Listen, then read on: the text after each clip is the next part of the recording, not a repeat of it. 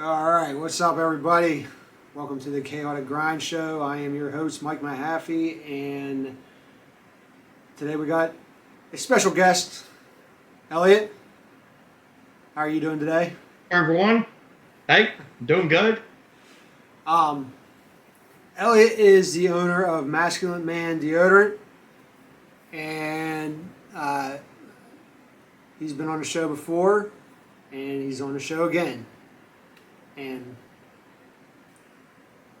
we are going to begin with, for those of you that don't know, he has the best smelling deodorant probably in the world, if not the galaxy. Thank you. You're welcome. Thank you. I appreciate that. I agree. I like Bootlegger. Bootlegger's Yep. my go-to. What's yours? Invigorate. Do you like that one? You know what? I Yeah. was doing a recording. I ended up having to do it again, but I clicked on that one to describe it in that video I was doing.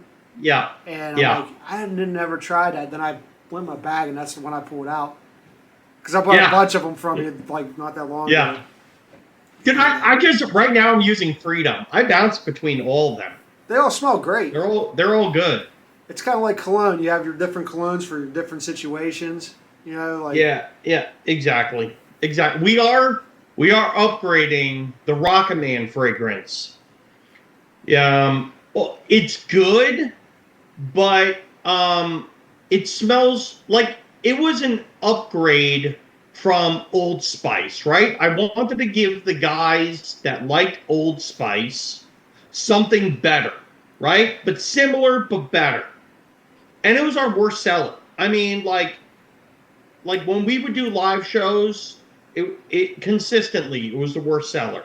I'm not saying that the product didn't move. It compared to Freedom, Invigorate, Bootlegger, it just didn't move the same way. And so I worked with my fragrance lady, and she sent me 4 new fragrances that kind of still matched the profile, and they're all super high-end men's colognes, and I'm leveling that one up, and it's gonna turn into a bestseller. It smells amazing, the new fragrance. But new fragrance won't be rolled out for maybe like 5-6 months. But when it comes, it's gonna be bomb. yeah. And it still smells good, but it just not as good as the other ones. They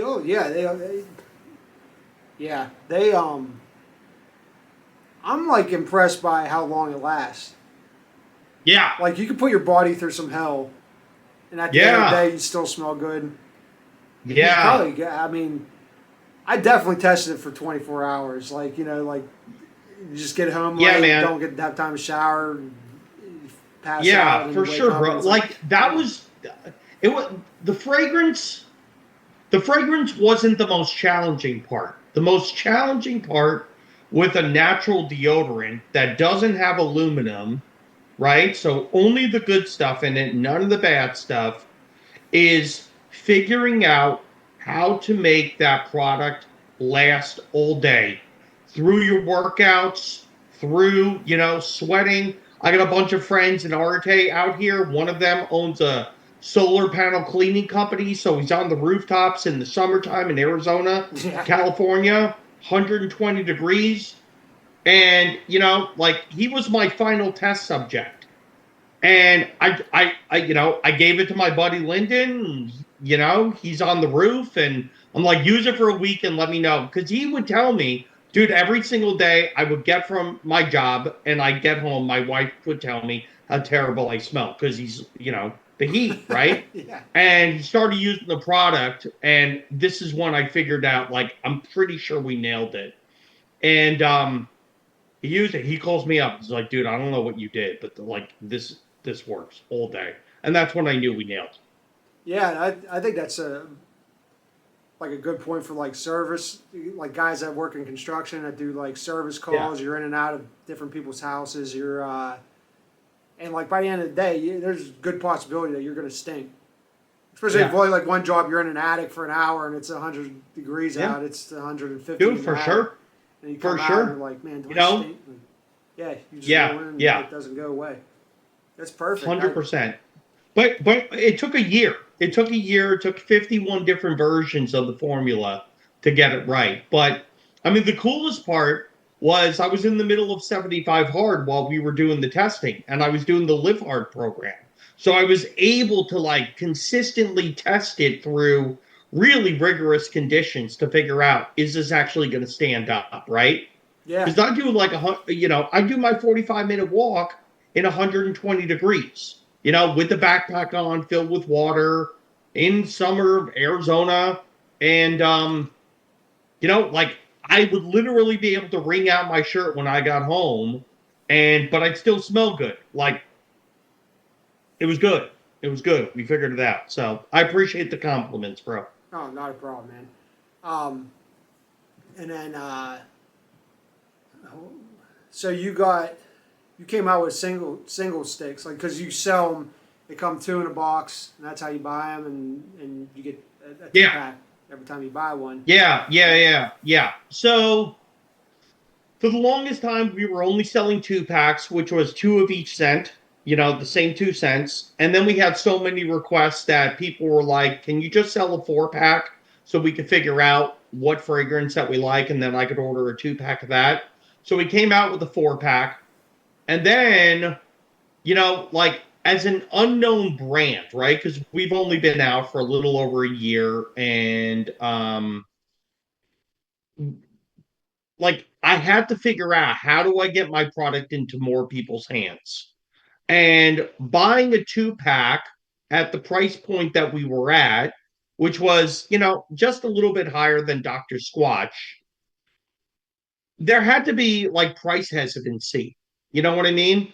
Like it's an unknown brand. I don't know these guys. Am I going to drop $28 on 2 sticks of deodorant? Yeah, they're saying it's best smelling deodorant out there. Yeah, they're saying it's natural.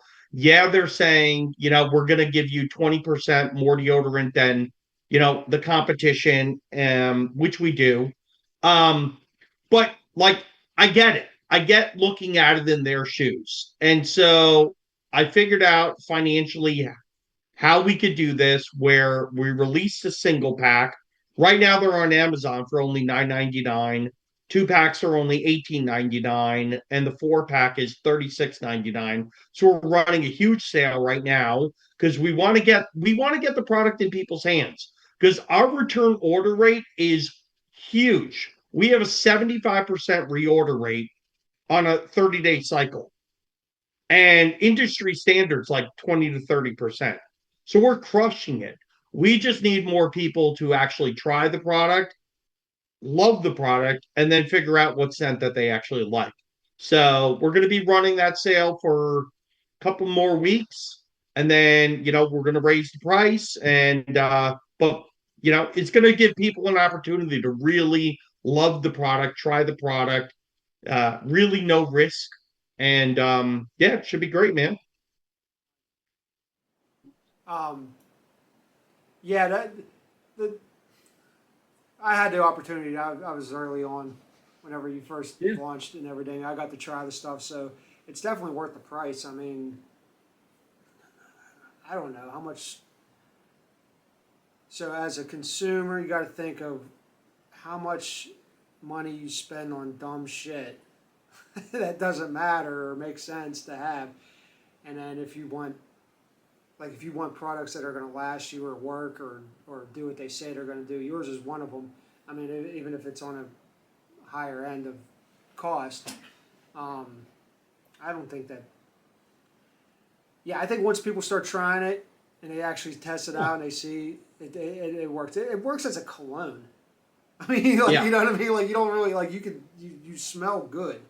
Like it just does. Yeah. It's like you don't smell it for like 10 seconds and it goes away and then you got to wave your armpit in someone's Right. face for them to smell it. Well, It's like it like just the coolest part about, yeah. Well, the coolest part about it is when you say it works as a cologne, it works as a cologne in the capacity of your wife gives you a hug and the fragrance is strong enough where she could smell it and be like, babe, you smell great.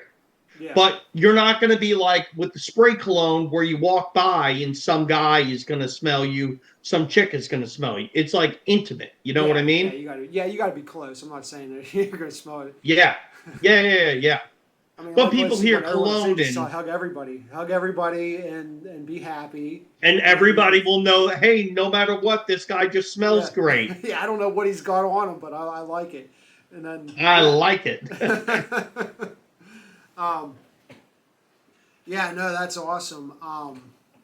Well, what else?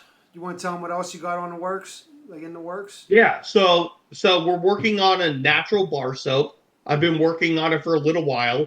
I thought I was going to release the bar soap maybe like 6, 8 months ago.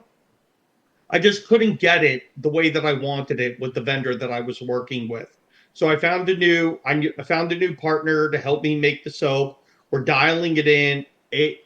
The samples that I have so far are unbelievable. Nice. Unfreaking believable, dude. The grit in them, it's natural. It feels great. It gets super sudsy. The grit feels awesome when you're using it. So a lot of the grits that I've tried out there with different soaps, like medium grit is the most popular grit. But a lot of them, when you use a medium grit soap, it's like uncomfortable.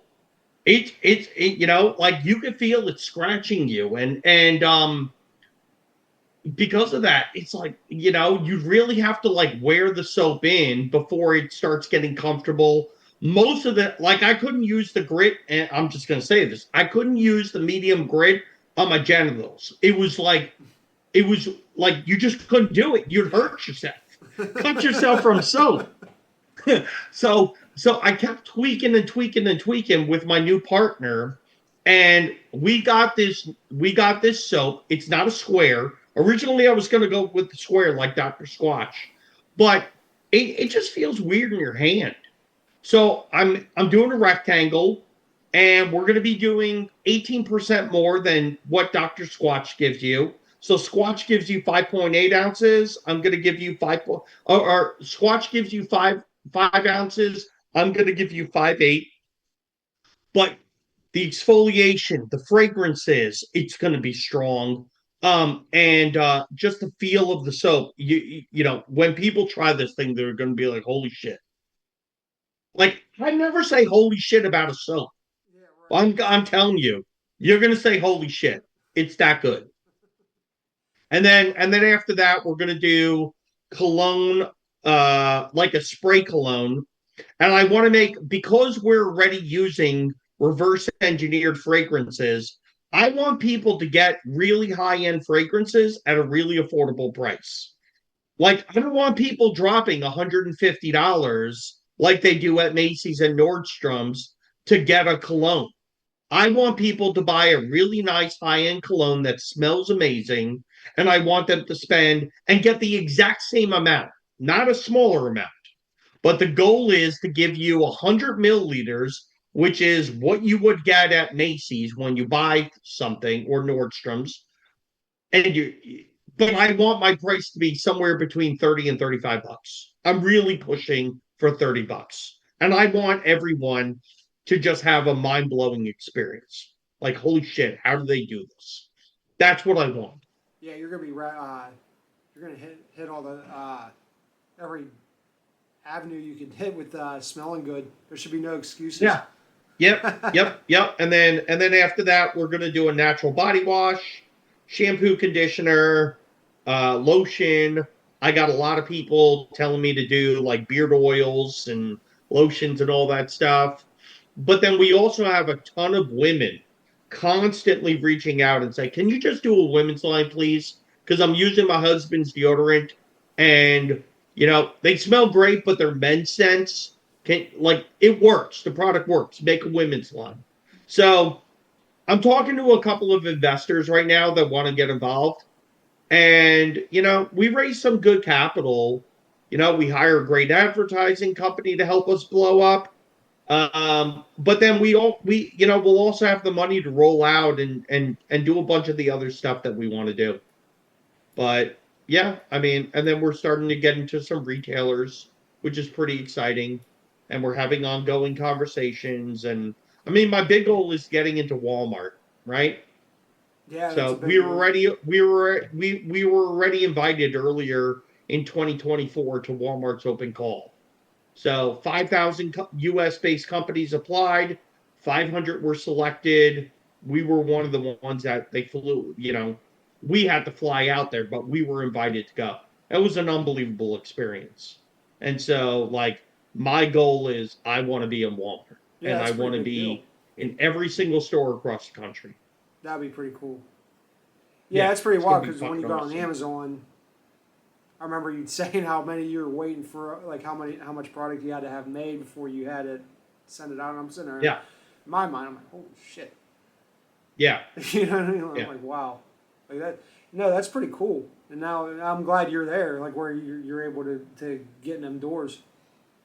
What stores are you in now? So we're in one grocery store in Florida called Seat to Table, and Gary Brecka talked about them on the Joe Rogan podcast. And they're super unique. They were super cool. Like, I heard about their story, and that's when I reached out to them and say, "Hey, can I send you samples of my soap?" But essentially, what they do is the guy that owns Seat to Table, he owns all the farms. And so they will pick crops at 6 o'clock in the morning. Then they will bring them to a wash station. And then those same vegetables that they picked in the morning at 6 a.m. are on the same shelves in the store at 2 p.m. Oh wow, that day. man, Yeah. that's I'm pretty. like, that is so cool. And they got a whole section for My Pillow with Mike Lindell after everybody else kicked him out, because he's a conservative. And so I'm like calling the store, like, I'm all about this. And I sent them samples and they brought us in. They're on their third order, which is super cool. And then we got into Hy-Vee. That was another thing. So last year we got invited to go to Walmart, and then we were also invited to Hy-Vee. And Hy-Vee had, like, I think 1,000 people apply, 50 companies were chosen. We were one of them. We were, top three in a contest, and then they're bringing us into their stores. I'm waiting for the PO, but and for us to be able to send in our first order, but I'm hoping to be on their shelves at the end of February or the beginning of March. Nice. Well, there you go, people. You have a Yeah, couple locations if you're near there, and we'll try them out, and you can find them there. There's a yeah, yeah.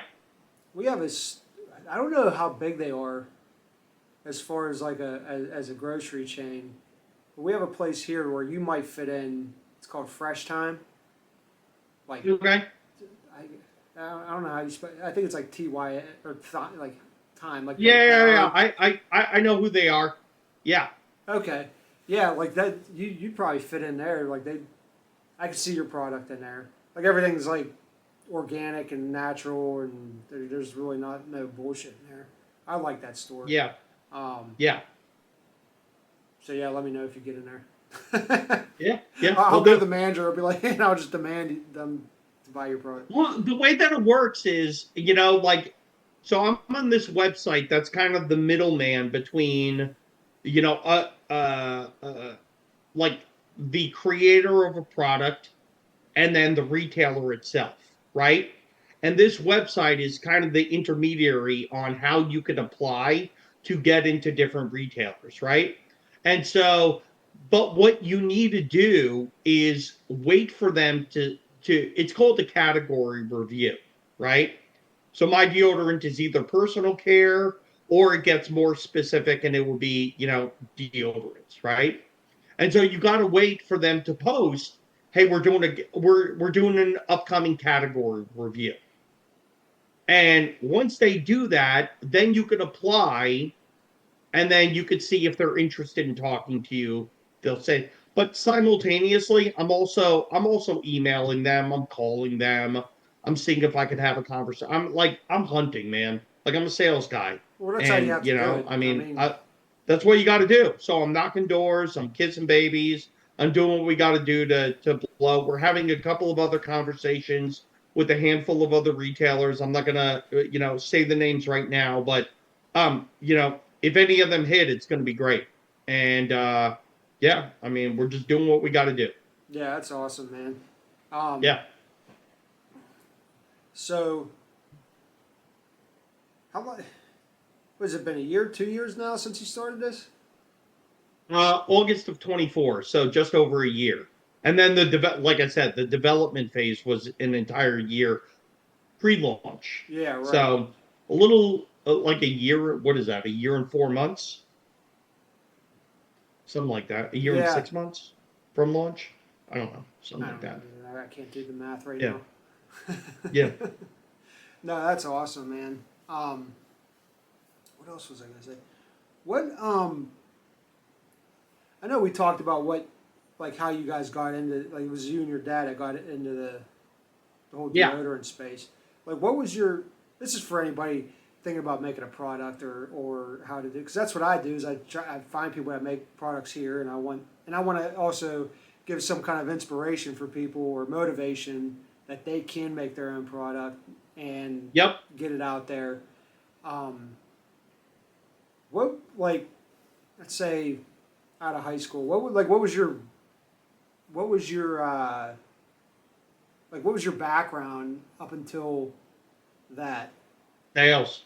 I've always been in sales. Oh, really? I've always wanted to be an entrepreneur, but I've always been in sales, right? Because I didn't have the money. Yeah. And so I've been selling since I'm 16 years old.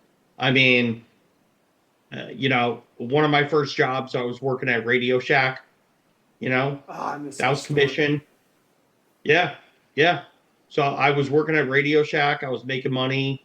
Then I was selling cell phones in the mall. After that, I mean, then when I went off to college, I was selling new cars. I was selling Lincoln and Mercuries. Then I did good there, so they moved me to the used car department where you can make more money in the same dealership. So I did that all while I was going to school. And then I hated school, so I quit school and I was just selling cars.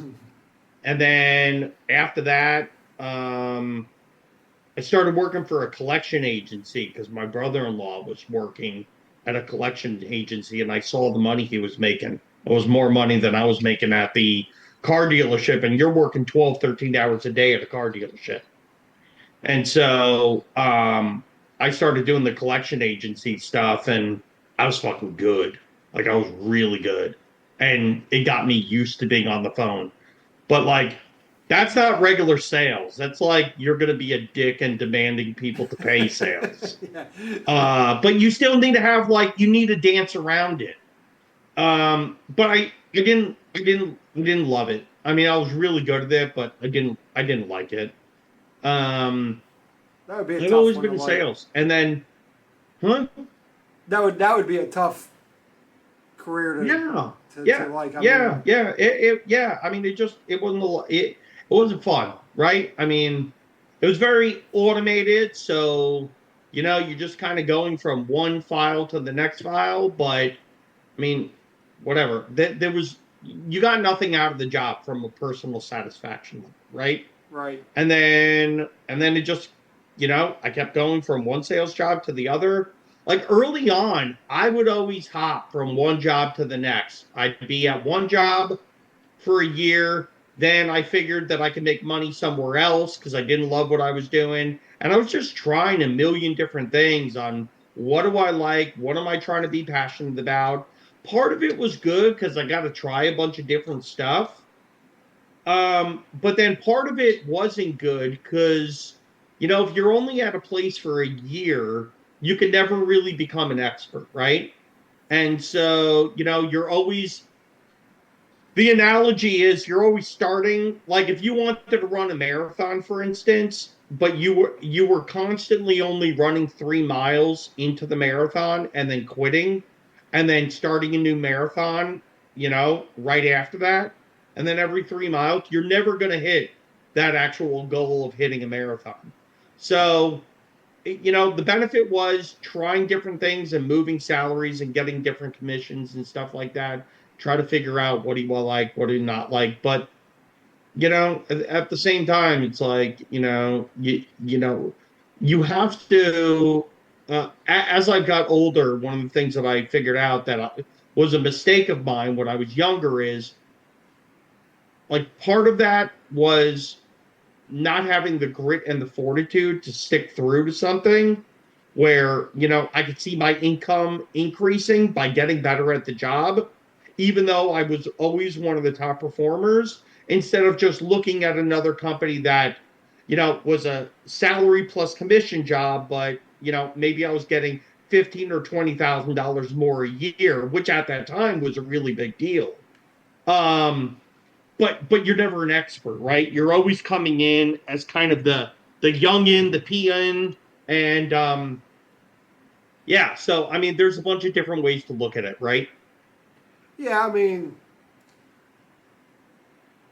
on one hand, it's like, okay, you give it a year, you can tell if you really like some or if you don't. Like if you could see your future there, maybe. On the other hand, a Yeah. year, you're still just learning like you're still figuring it out. Right. Different companies are different. Everywhere is different. Different industries have different. Right. Well, It's like here's the watching YouTube. problem with doing that. I don't think as a young guy that's an issue when you're trying to figure out what you like. The problem is that if you develop that as if you know that your long-term goal is I want to be a business owner, but you don't know what you want to do, but you develop this habit of I'm going to start and stop something every year, every 2 years, then when shit gets hard with your personal business, you're going to fucking quit. Yeah, yeah, that's very true. That's the problem. It's like, dude, you have to develop the grit and the fortitude to stick through the monotonous and the shit times and the hard times and build your skill set. Because I like the amount of times that this business is not that old. And the amount of times that I've been fucked over and ripped off and had my teeth kicked in, or my dick kicked from running this business by different vendors that I've hired, or this or that, or production. Like, could have quit a million times by now. But I built that resilience in me that, like, ever since I changed that part about me, um, that like I don't care what you're going to throw at me. Like I'm pushing forward until like this is a huge national brand. Like, and I know it's going to happen. I don't know how long it's going to take, but we're going to fucking get there. Well, you gotta keep going. Keep pushing, day in, day out, Yeah, man. Eventually, exactly. yeah, dude. No, that's awesome. Yeah, so yeah, I know. I just think that's cool, man, because it's like you see someone make something like a product or like anything, and then you see it on the shelves or even like on Amazon or whatever. You're in my store. Um, Yep. I think it's cool to have the ability to sell your stuff in my store or like anybody's. Yeah. I mean, I think it's neat because It's so cool.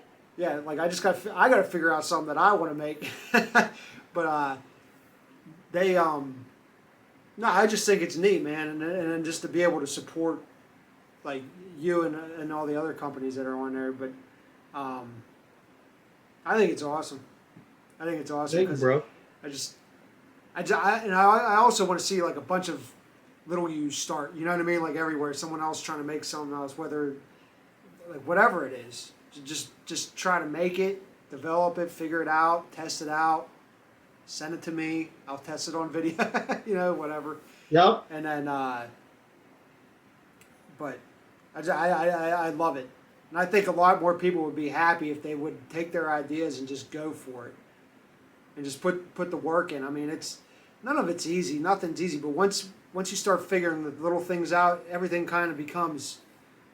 It's still hard, but it's a little bit funner, and Yeah. you know, like you're always going to have the nerves of like, is it going to fail? Is this going to work? I mean, it does.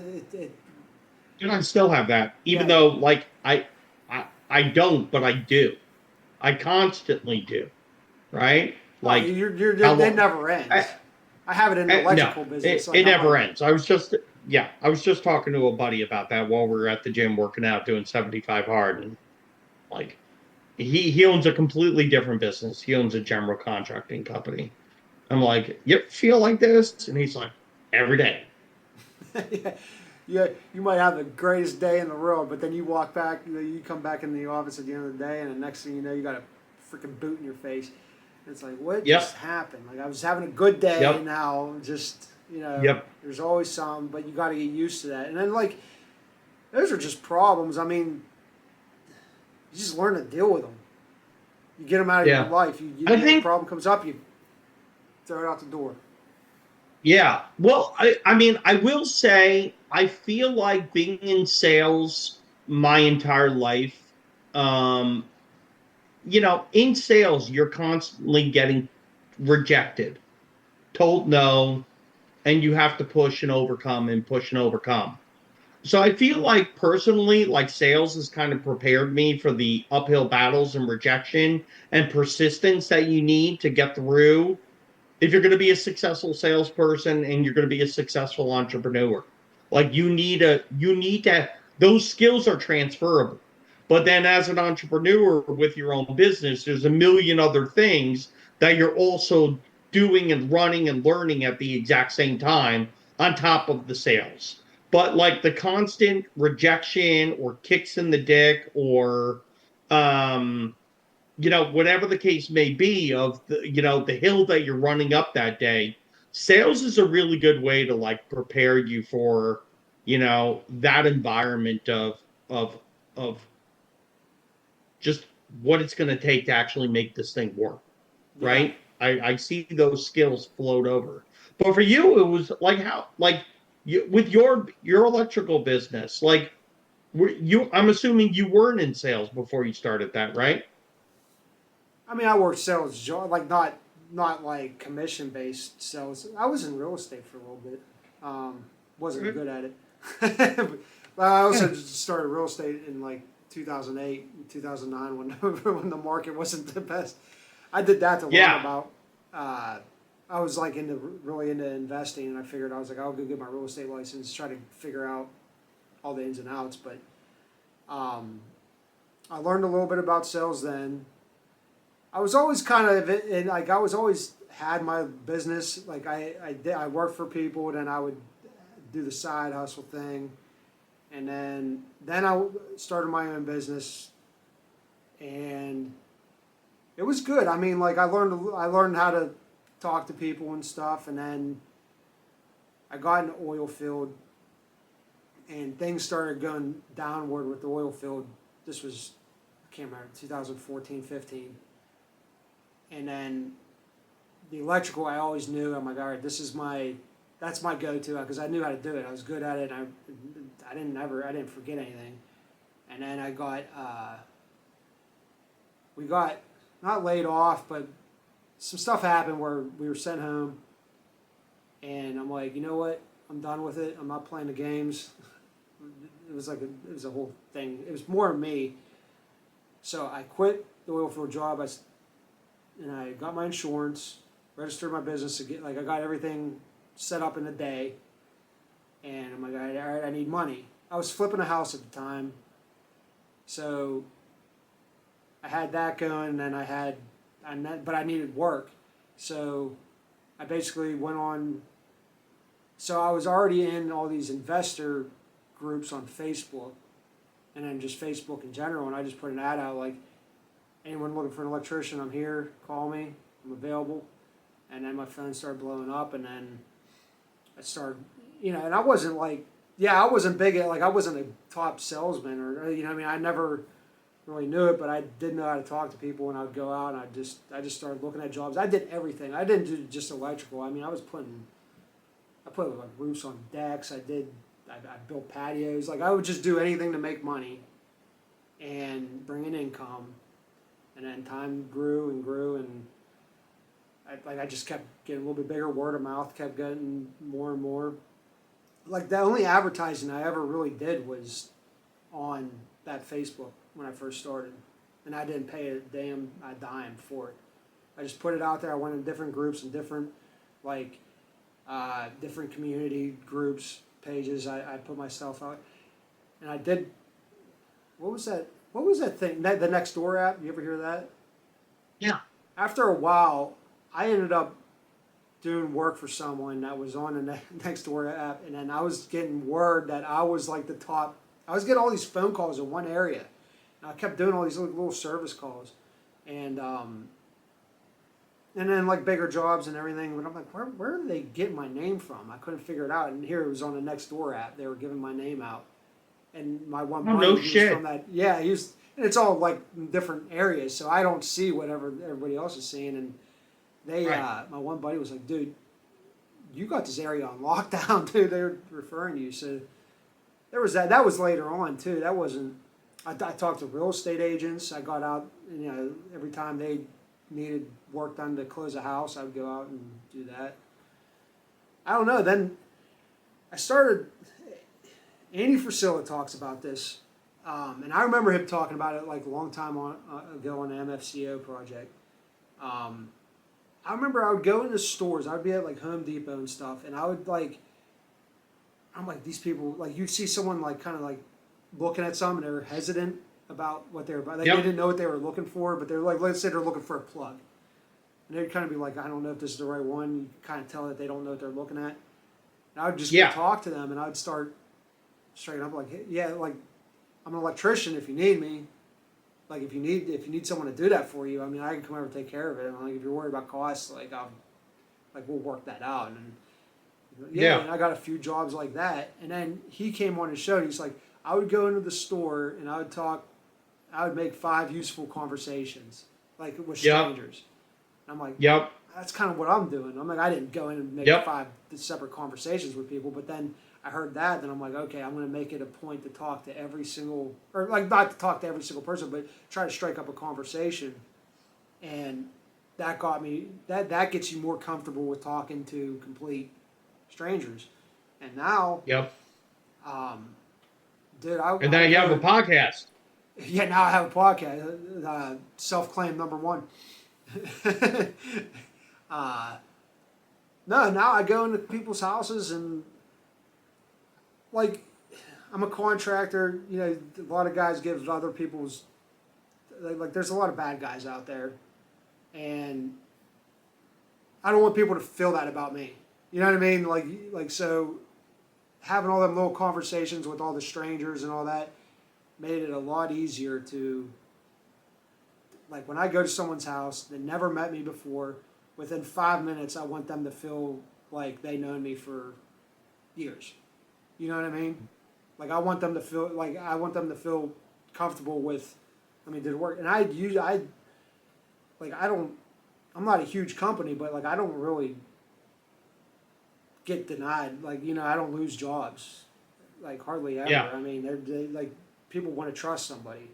You know what I mean? So, and and that's my goal. I don't want to lose that trust, so I do what's right. I do what I say I'm going to do at the same time, but it's all. Yeah, well, look, word of mouth today, right? Dude, it's so easy to spread bad word of mouth if somebody's a shithead. Way easier to spread bad than good.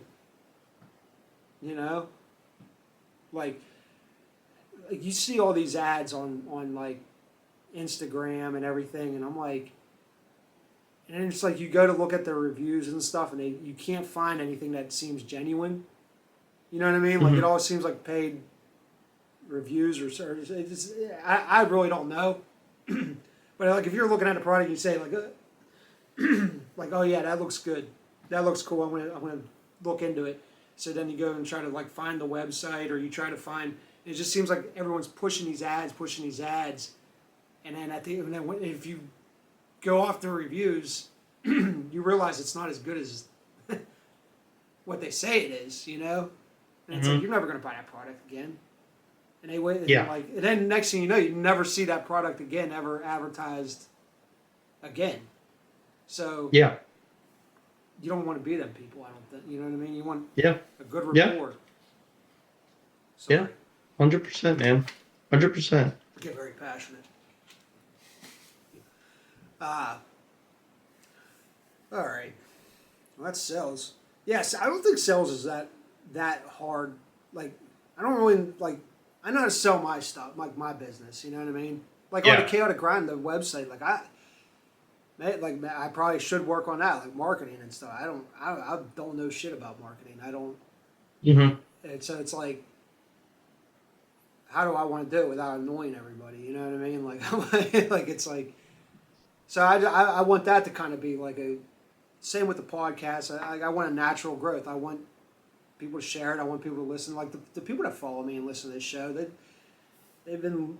I don't do a whole lot of shows, but I would rather have like, or even my followers like on Instagram and stuff. I would rather have like 800 like solid people, or however many, like solid people, than like 2 million people that are like half-ass into like they don't really care. They just followed me because I might have put a picture up or something that they liked, and then they hit follow. Right. I don't know. I don't have a huge following, so I don't know what that feel what that's like. But Yeah. uh, I would rather have like solid people follow me, or and like I would rather interact with that and then have this like overwhelmingly amount of people that are just going to talk shit on no matter what I say or do, or or whatever it is. Um, that's just how I feel. I don't even know where I was going with that or why I said that. Any of that. I was just going on. No, Yeah. like the sales part. I mean, like sales isn't hard. You just got to get comfortable with talking to people and being. I think that's my opinion. Yeah. I don't think a lot of people are, man. Yeah. There's like a nerve I aspect don't. to it. I mean, like, oh man, I got like this is how I got to sell this guy, because if I don't, I'm not going to eat, or I'm this and I'm going to lose everything. You know what I mean? Like, I think it also depends on the type of sales that you do, right? If somebody's coming to you that's very different from like you cold calling them and they're not expecting your phone call. that's very true. So like a lot of the stuff where I really was getting my teeth kicked in, it was all outbound stuff, right? And it's very different from like, for instance, somebody walking into a Radio Shack and me just helping them and I'm closing the deal along the way because I'm solving their problem, right? Yeah, yeah, that's So, like that, like you having to call somebody, like, I've had jobs where I've had, call it hunting, where, I'm going after a client and I am going after a specific manager that uses the product that I'm selling. And I'm calling this person for 6 months before they answer the phone, 8 months before they answer the. I've called people for 3 years before they answer the phone. damn. And when they answer, they're like, "You are a persistent son of a bitch." And I say, "Yes, but I'm pleasantly persistent," which is something that I'm constantly told, because you don't want to be rude as you're being persistent with them. And you also don't want to be annoying. Like if anybody's listening to this and they're thinking about how am I approaching sales, it's like, put yourself in their shoes. You're getting a random phone call on your cell phone or on your office phone. You have no idea who this person is. How receptive would you personally be to getting a phone call from that person, right? Yeah. I mean, I get random calls from people all the time on my cell phone, and I'm a dick. Yeah. I don't know who they are, but it. Um, you just got to figure out a way to schmooze and you can't manipulate. You have to schmooze and educate and be persistent and be nice and friendly and simultaneously try to be careful of their time because they're not expecting your phone call, right? And all of this stuff needs to come together within like 10 seconds that you have to kind of like, okay, I'll listen to what you have to say. Yeah. Yeah. And Yeah. 90% of the time, it doesn't work anyways.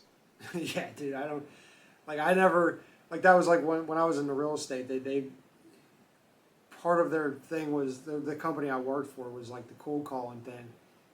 Talking about, I mean, I avoided it like the plague, dude. I was like, nah, I'm just not. I'm just not that into it. I'm not gonna call people. Like Right, I could call people with expired listings because they already had a listing and maybe whoever they used didn't work out or whatever.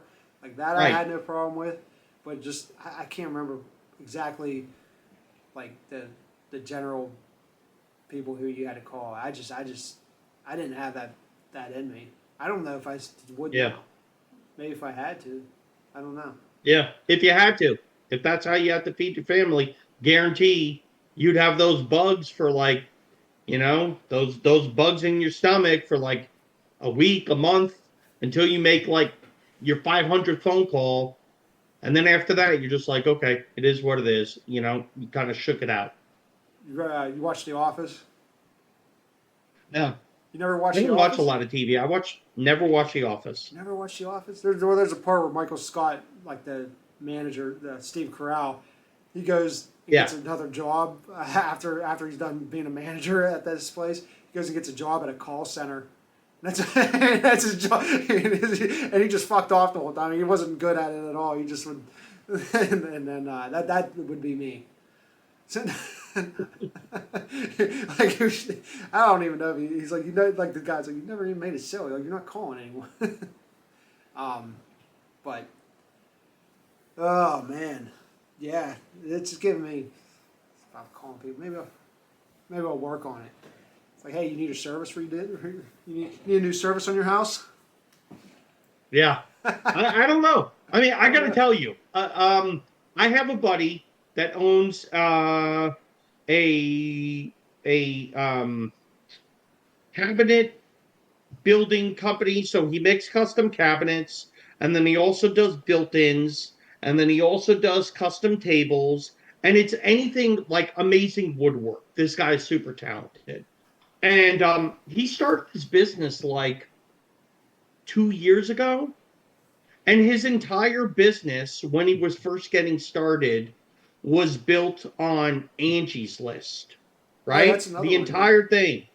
Yeah, so just he built his entire business on Angie's List, where you're not cold calling, you're actively going to places that people are already looking for you, right? Which is a Yeah. huge advantage.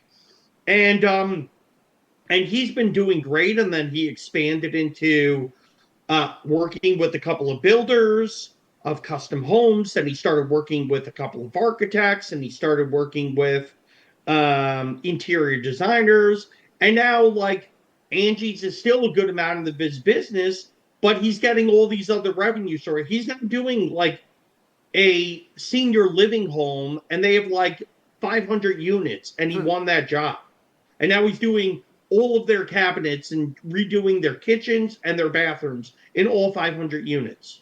Yeah, that's a pretty good So it's deal. crazy. And then I got another buddy who started it started off as a house cleaning business, then it expanded into commercial cleaning, and then it expanded into commercial and residential painting.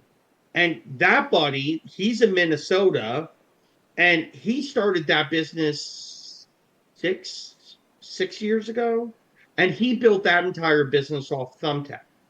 Oh wow. So like there are ways for people to start their journey into entrepreneurship, and there are places where like you don't just have to use Google. You can go to all these other sources where people are actively looking for the business and the products that you need, and you can have a real opportunity as long as you do a good job and you build a good reputation by being honest and having integrity and going above and beyond.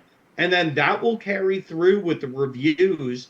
And like, we were talking like, how do we inspire people? How do we give people the ability to, go out there? Maybe they don't want to create a deodorant business. Maybe they don't want to be an electrician. Maybe they have a passion for something else or they never even thought about.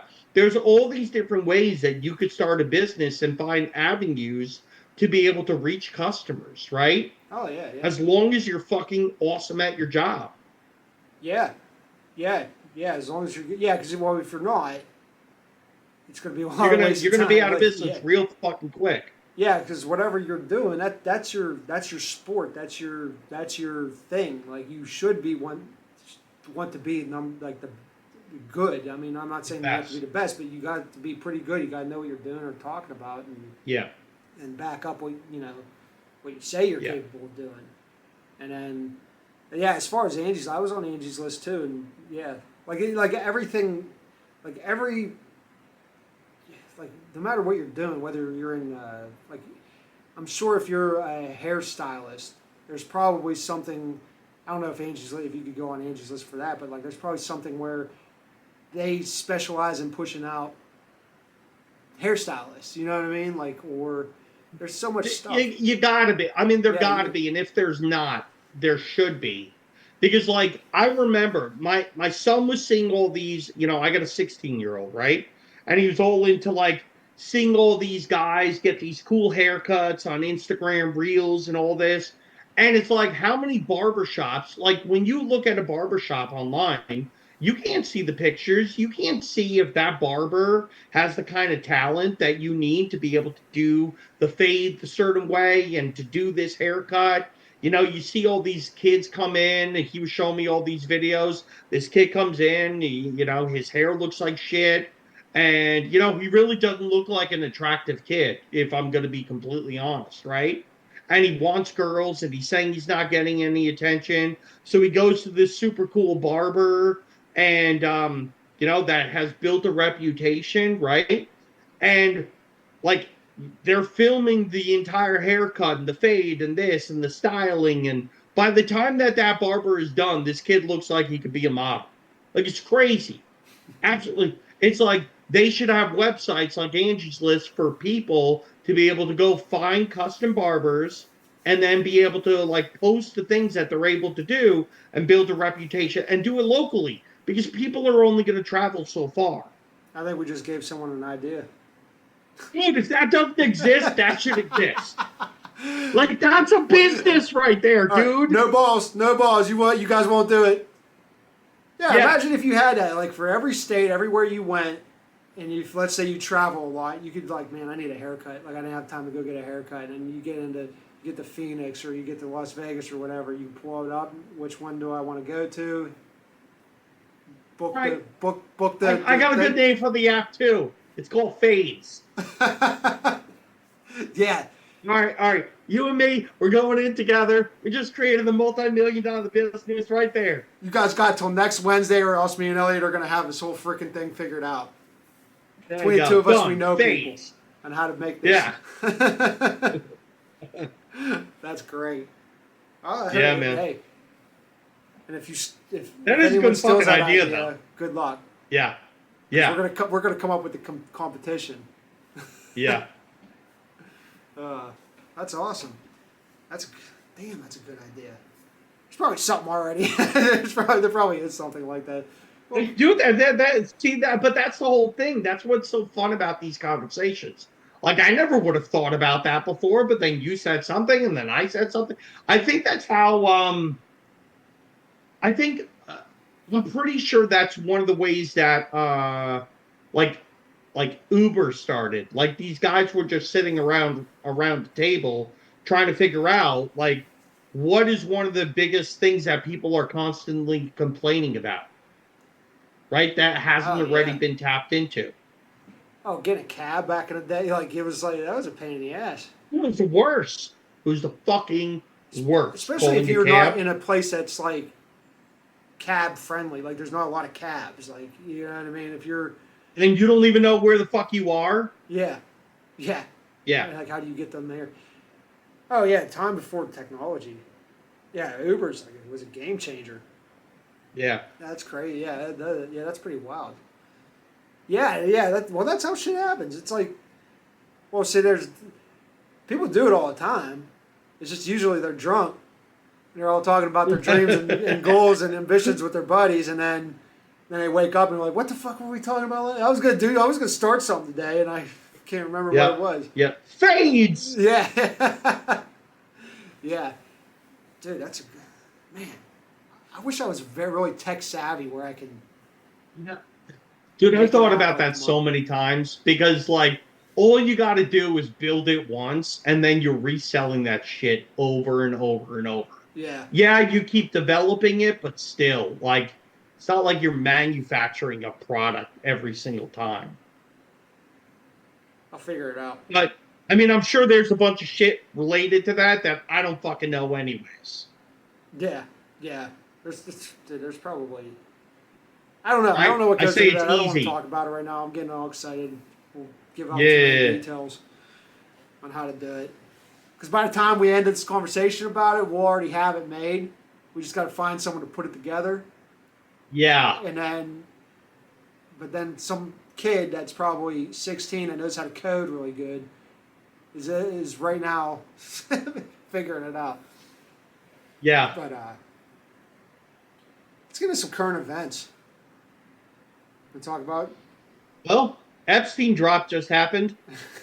I've been following that like a motherfucker. Fill me in. What's today's Disgusting. news? I mean, there's a lot of stuff in the news right now. There's Oh, everything going on with Minnesota. There's all the today's Wednesday. I'm gonna try to get this out Today's tomorrow. Wednesday the 4th. Okay, Yeah. So that's just for context for people.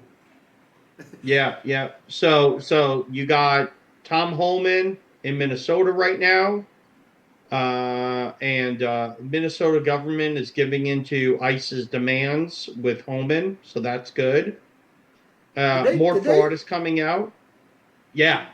I saw it like right before you and I went live. I was scrolling on Did they X. pull out 500 people or 500 agents or whatever? What was that? No, there's more agents going in.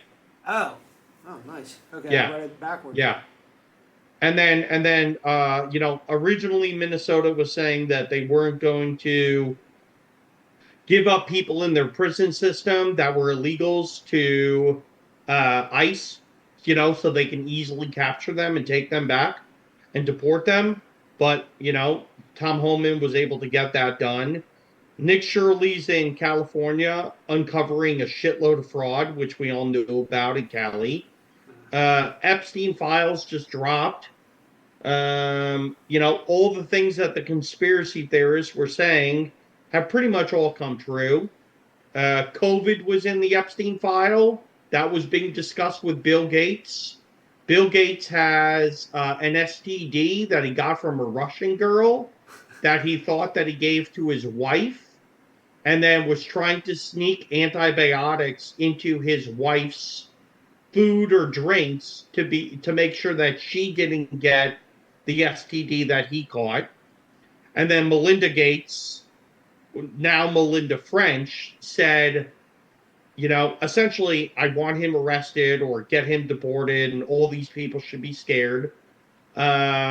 They've released files about hunting and killing children, like the Hunger Games, eating them, cannibalism, ritual sacrifices. I mean, the stuff that's coming out is disgusting.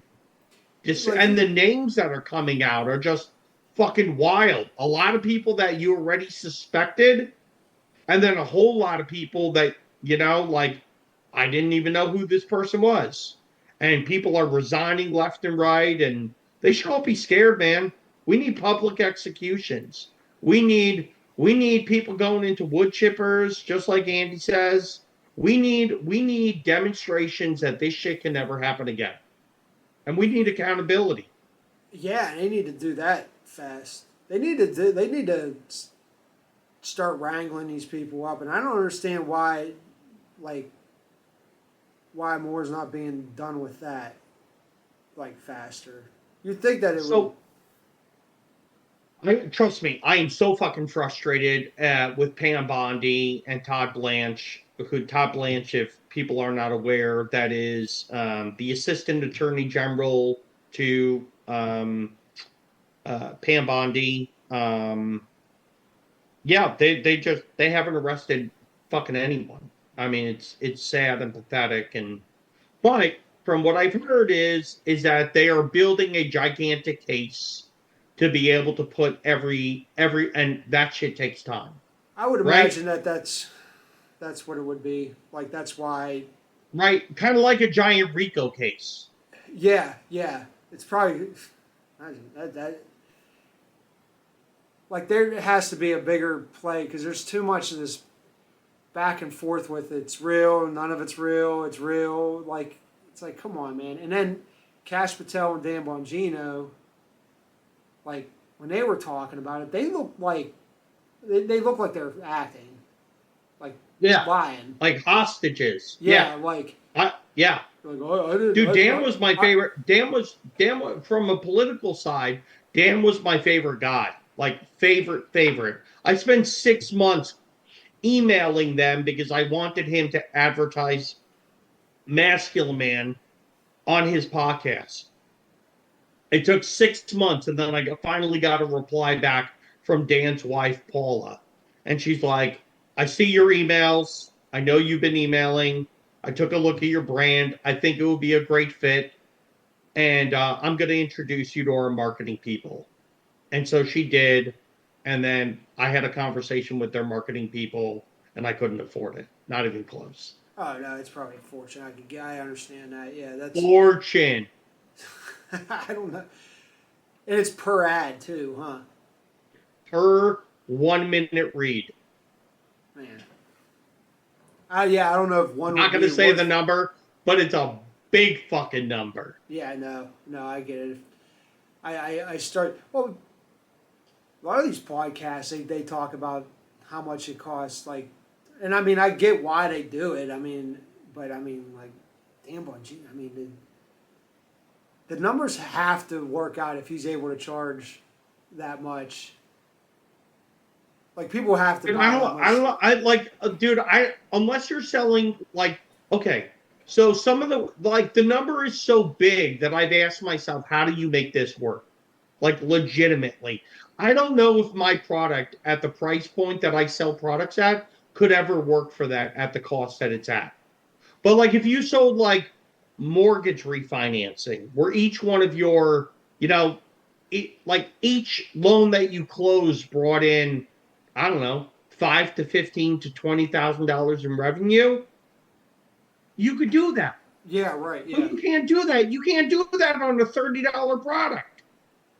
You know how much? Yeah. Like you have to move. I don't know. I do see some brands that consistently advertise with Dan, and then they advertise with Tim Pool, and they advertise with this guy, and and I'm like, I don't know. I don't know how you do it. I don't know how much product you're closing. I don't know. Like, Yeah, and after a while, you can't map the math. Yeah, you think you're getting to the same audience after a while. You know what I mean? If you're. Well, but you're supposed to be. I mean, like, nobody's buying you when they listen to you one time, right? Yeah, right. So if you hear them You on all know? these different shows, and people are like, okay, they got to be all right. That's what it is. Yeah. That's what it is. Okay, they're all talking about it. I'm gonna give it a try. Yeah. You know. That's just crazy. Now I listen I can't to wrap my head Alex around Jones. That's just crazy. Yeah, it's a lot, man. It's a lot. That's another reason why I did this. I got the website, like your brand. One, I use it, so I know it works. It's good, and you're selling on my site, so I really have no problem bringing you on here and talking about the product. And if you were to call me, I'm like, hey man, could you talk about this? Can you give me an ad or something? You know what I mean? Like, Yeah. I got a new product. Can you talk about it? Like, yeah. I'm not gonna be like, yeah. I mean, that's easy. But grand, I mean, Can like, just dude. Venmo me 30 G's real quick, and I'll Right. offer it. I'm not doing that. It's like I want to give people an opportunity to kind of get the shit out there, and then hopefully, if when the podcast grows, and it'll mean something, you know. But yeah, for sure, bro, for sure. Yeah, we were talking about that before, and I seen your ad on someone else, and I was like, damn, and you start talking about the money will cost, and I'm like, damn, man, that's crazy. I'm like, what am I doing? I got a podcast. But yeah, I don't know though. I don't know, man. So what do you think about Bongino now that he's out, back on air? I don't know, dude. I haven't listened to him. I don't know either. I listened to half of his first pod. Like, I like him so much. I mean, like, I got his book. I got his book displayed in the background, right? Yeah. I mean, like, and I paid extra money because I wanted a signed copy, right? And then I bought a different copy, not signed, because I didn't want to open the signed one. I got the signed one displayed, and like I really resonated with Dan, and so it really hurt seeing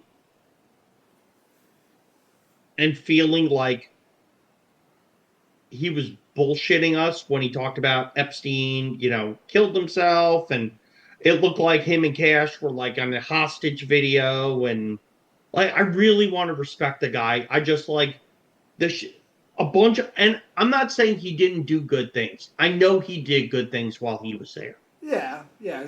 I mean, people But get it's caught like, arrested. Like, dude, like I'll just be honest. I expected more. But again, I wasn't in the guy's shoes. I don't know, man. I I mean, mean, I they wouldn't should think that the have shut deep. up. They should have just not brought it up or talked about it, or you know what I mean. They should have said like it's an ongoing investigation. We're not going to sit here and blow smoke up your asses. You know what I mean? Like they Yeah. should have done that from the beginning with Pam Barney What? and everybody. Yeah. Instead of say they're going to release it, they got him on their dead. Yeah. Whatever shit they were Dude. saying. Yeah.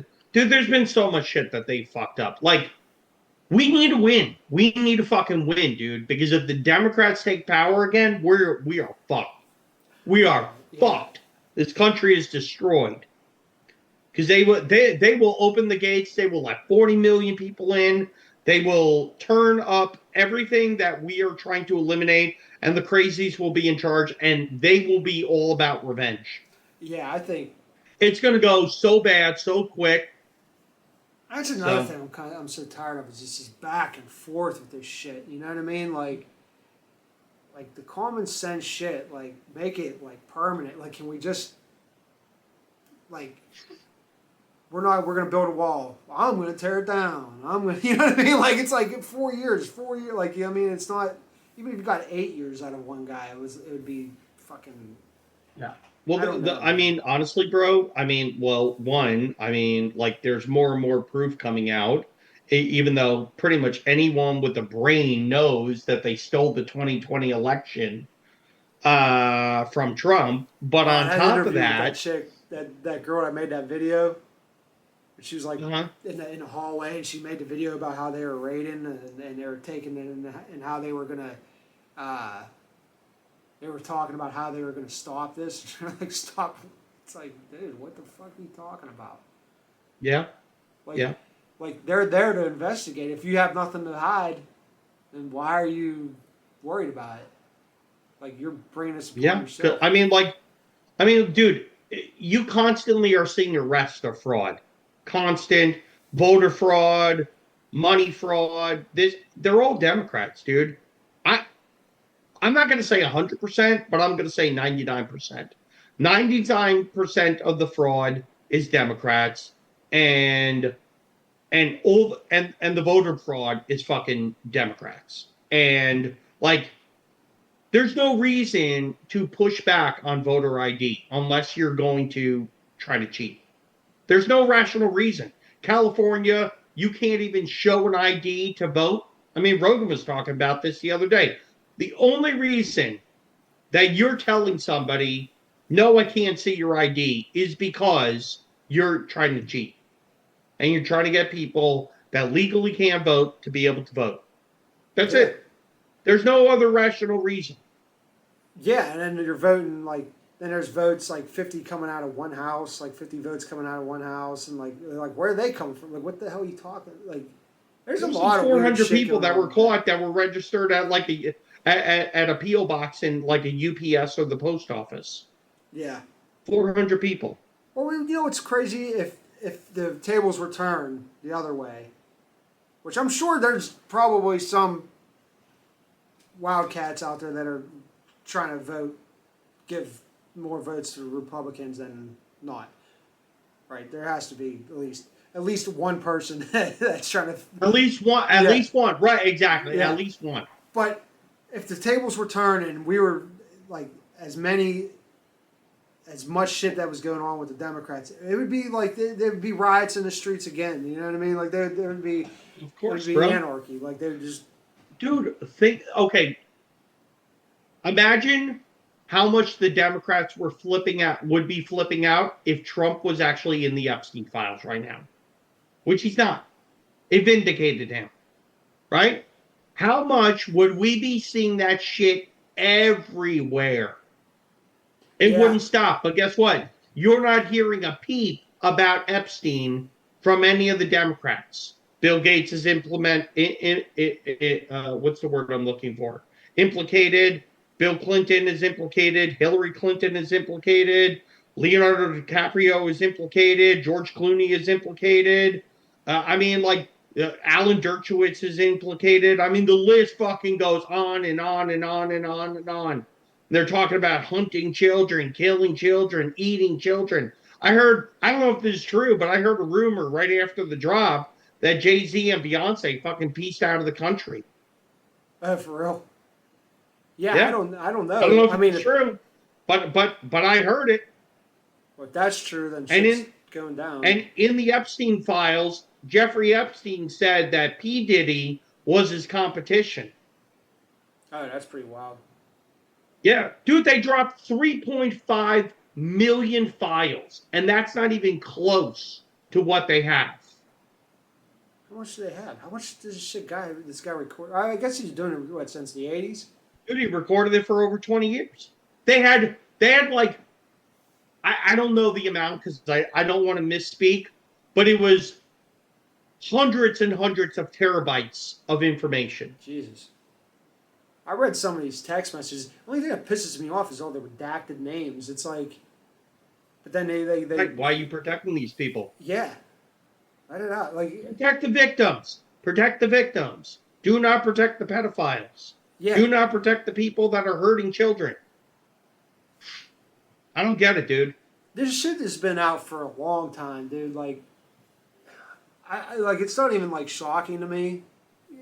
I mean, like when you start reading the emails and stuff and all some of the stuff they say, that's kind of shocking or like kind of disturbing. But I mean, the knowledge that we had on it was, I don't know.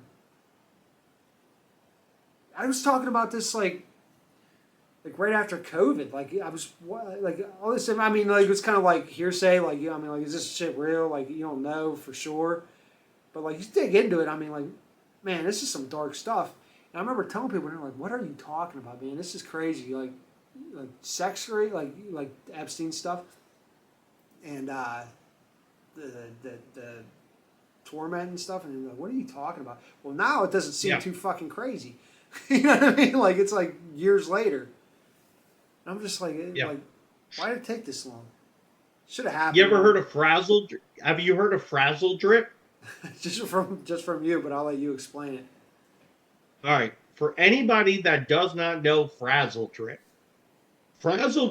is a video that was uncovered on Anthony Weiner's laptop. And if you don't know or you don't remember who Anthony Weiner is, Anthony Weiner was a congressman in New York that was married to Huba Abedin. And Huba Abedin was the lifelong assistant of none other than Miss Hillary Clinton. And Anthony Weiner had his laptop taken after he was, I don't remember how it was taken. I don't know if he left it somewhere or if the FBI took it or the NYPD took it, but there was a reason that they took it. I think they called And Anthony Weiner was texting. He was texting and sending Weiner pics to like underage girls while he was married to Huba Abedin. And when they got his laptop, there was a folder called life insurance. And inside of his folder of life insurance, there was a video of Hillary Clinton and Huba Abedin. And this video is now known as Frazzle Drip. I don't know if it was named that, but there was a 5-year-old girl that was, I don't know where it was, but maybe it was Epstein Island, maybe it was at one of Epstein's places, maybe it was just at some secluded place. I don't know. It's where these people do torturing of children. And there was a 5-year-old girl, and Hillary Clinton took a scalpel, and this girl was tied down, and literally Hillary Clinton cut the girl's face off and removed the face from the 5-year-old girl, where it was nothing but flesh underneath, just raw flesh. And Hillary Clinton took the skin and the face of this girl and put it on her own face and put her face up to the little girl and freaked her out because the little girl was looking at her own face on Hillary Clinton. I don't know if they murdered her after. I don't know if they ate her. I don't know what they did, but I mean, I would just assume that she was murdered. And they took adrenochrome because you're gonna get that from freaking out children and then taking that adrenaline out of them. And I don't know the entire process, but that's frazzle drip. And so if anybody is interested in learning more, just spend some time checking that out. It's vile, man. Like these people are disgusting and they're Yeah, that's pretty Satanists. wild. Like there's always been these, I don't know, well, rumors, not rumors, I don't know how to, whatever they were, but for years about on that laptop about her and Hillary Clinton killing a kid. That's the most descriptive Yeah. thing part about it, and that's fucking nuts. Well, Hillary Clinton and Bill Clinton have had like 52, 55, 57, some gigantic amount of people that they know that were in their close orbit that worked for them or were close friends of them or had information on them, and all of them were suicided. You Yeah, can't have that many friends that suicided. Oh, but here, let me go back to the frazzle drip thing and the Anthony Weiner laptop. So the NYPD was reviewing the Anthony Weiner laptop, saw that video and all the other shit that was on there. It was 12 NYPD officers that were reviewing this. Within a very short period of time after they reviewed the laptop, all 12 of those NYPD officers suicided themselves. Wow. That's crazy. Yeah. 12. All 12. What if we could look that up? So much shit I don't want on my computer. Let me see.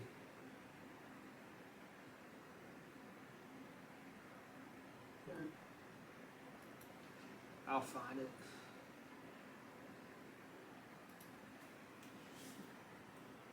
It was the NYPD.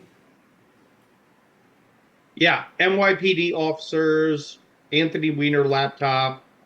I'm not sure where you're going to find that information. Yeah, I'm sure Google suppressed it, I'm not. but I'll I mean, brave. it's there. It's real. You could probably type it into X and find the article. In the search engine. The search Yeah, I don't even engine know how once to word it. because I'm not Grok is I'm sorry. I started typing it out. It felt weird. yeah, It's just fucking weird, dude. Yeah, 12 NYPD officers committing suicide. Like, how do you work? Like, yeah, it's Yeah. yeah. I need someone to do that. I need a little producer person over here that can just research this stuff. Right. Oh man. Yeah, I'm not set up to be on the. We're not going there because we were having technical difficulties before this. But where I could pull that stuff up. I have the ability. I know how to do it now, Elliot.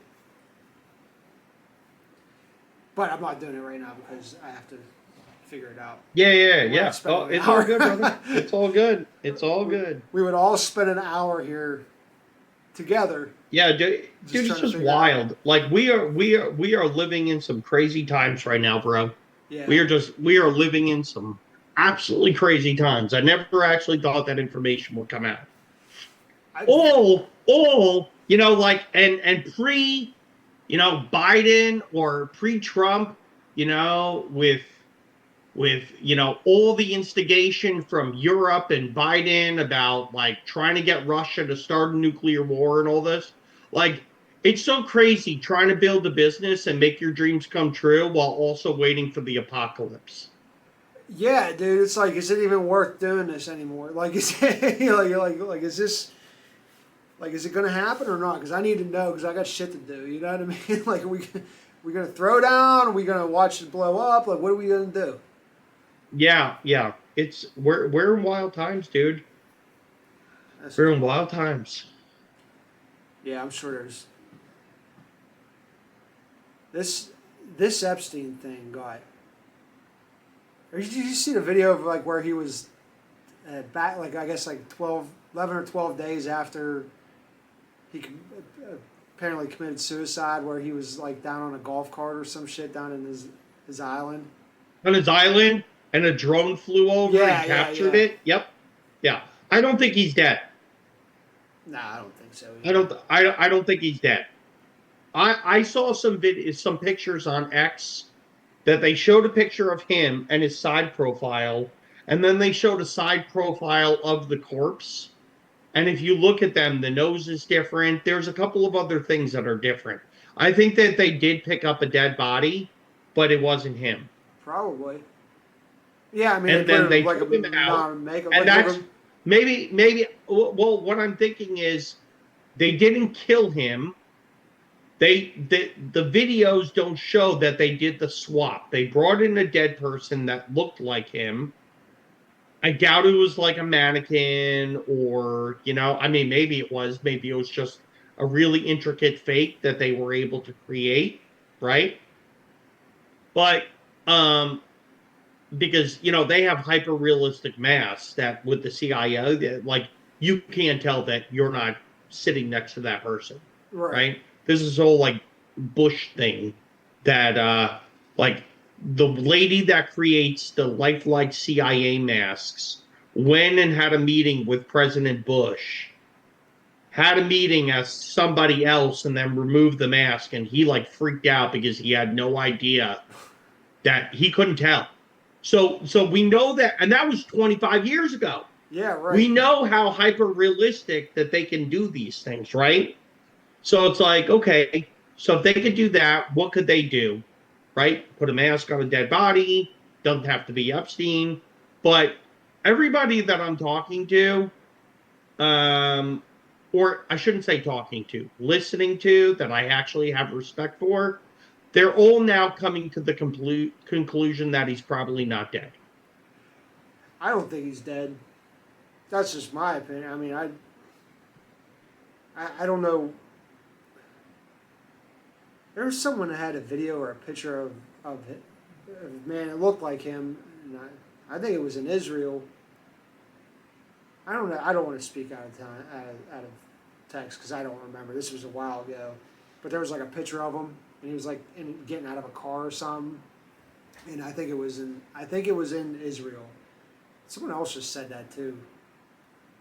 I can't remember who I was listening to that they were talking about that, but whether it was real or not, I don't know. But Yeah.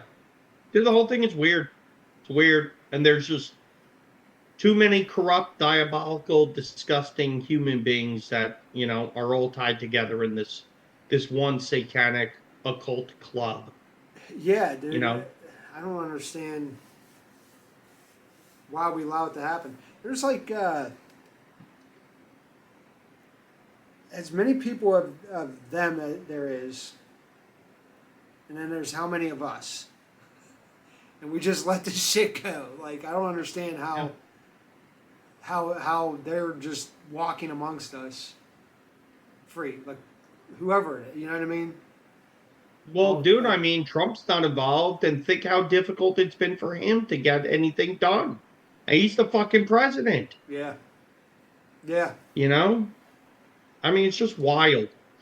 It's wild, the networks and the webs of powerful people that were able to come together, because it's not just one person, right? It's a web. oh, It's a it's web. orchestrated. It's like they know what they're doing. Like they have, But all of them are super powerful. So they all have crazy amount of influence over each one of their areas, and they're like, titans of, whatever they are. And so because of that, they've just, because of this mesh of powerful people that were given positions of trust and authority, or they built their own, through the businesses that, they own and operate, and the wealth that they've accumulated. They're just, you're able to pay people off. You're able to pay people to kill other people. Just the levers, whether from a blackmail standpoint or a murder standpoint or will kill your family standpoint or this standpoint, like they've been able to just create this thing where they just have total fucking control. And on top of it, the other thing is we don't know how long that they have been blackmailing people through unconventional or unconventional means. Like, for instance, let's say that you watch porn, and you watch something that you think is kind of weird, right? And you have your camera on your computer. That camera is on. Mm-hmm. You don't know it's on because the light's not on, but it's fucking on. Yeah. And then some guy comes over to you and says, hey, like, we saw that you were watching this thing. Do you really want us to show your wife? Do you really want this to be exposed? Like, it could be that easy to blackmail somebody, right? Yeah, who knows? Yeah. Yeah, they have all the text messages. They have all the recordings of your phone calls. They have all this crazy voice detection. Like, we don't. Do you remember the movie right after Eagle Eye with Shia LaBeouf? Like, this is an old movie. Or like that one movie with Will Smith, like Eye in the Sky or whatever. Oh yeah. And it was all about. And it was all about like what these satellites are able to do and how they're able to track you and how they can do. And everyone was like, that's not real. They can't. Dude, they can do all that shit. Oh yeah, they could. Yeah, who made that post? There was a post like where they're like, they can read your license plate from outer space. They can. Right. They like just listed all the crazy shit that we could do in the world. Right. But we can't release the files or something like that or whatever. Right. but that's the point. It's like, think about this. Everybody has something. Everybody, I don't care who the fuck you are. Everybody has something about them that they don't want released to the public. They could be a great human being, but there is shit about them. Everybody's fucking weird, man. And so there are things about everybody that somebody doesn't want out there. And guess what? Without you knowing, there's a recording of it, there's a text message of it, there's something. There's something that they have. Somewhere. Something with the CIA and the NSA, the CIA, the FBI, who the fuck knows? But, like, how much does it take to blackmail somebody? I don't know. They probably have a little VIN number for each one, well, our Social Security, but right. Yeah, they're like, yeah, where's that guy on Fifth Street? You know what I mean? They got you figured out. They just pull up your shit and they're like, yeah. Let's just blast him. Let's spam this guy for a while, get him all worked up. Right, but I mean, it comes back to the control that you were talking about, right? I don't think it's we've let these people take power. I think they've crept in, they've blackmailed other people, and then they started hiring people that were corruptible. Yeah. Yeah, I don't know what happens in freaking that place just seems like a freaking swamp at DC. I think that it's just grimy. I think we got some pretty good people in there now that are willing to clean it up, but they won't be labeled as anything good. They'll be labeled as Nazis or whatever people are calling, anti-fascist things or racist, whatever the thing is. I just don't. I just hope they hurry up. You know what I mean? Like, I hope everything, like they make the arrests they need, like, especially with this voting shit. Like, to Venezuela, like, if we don't get this, if we don't stop the illegal voting, if we don't stop the cheating, if we don't put people in jail, if we don't get accountability, this will only get worse because eventually the Democrats will take power and they are going to be on a mission. They're communists, dude. They are not Democrats. They are communists.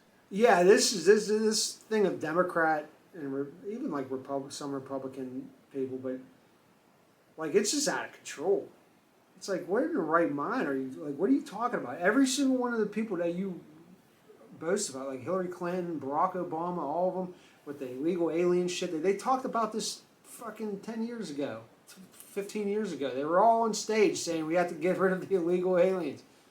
Mm-hmm. We're gonna be hard on them. We're gonna do like this and that. All the same shit that's going on right now. They were doing then. So, Right. but now because Trump's in office and there's paid protesters, you know what I mean? I don't know how long paid protesting was a thing, but the fact that you have a group of people that are, I don't even think they're protesting. I think they're just interrupting freaking law enforcement doing their thing. Yeah. You know? I think you have true believers, and then you have a shitload of people that are paid protesters. I saw a post earlier today that some of these protesters are making $2,300 to $4,000 a month. Yeah, that's crazy. Yeah. Like, I mean, holy shit.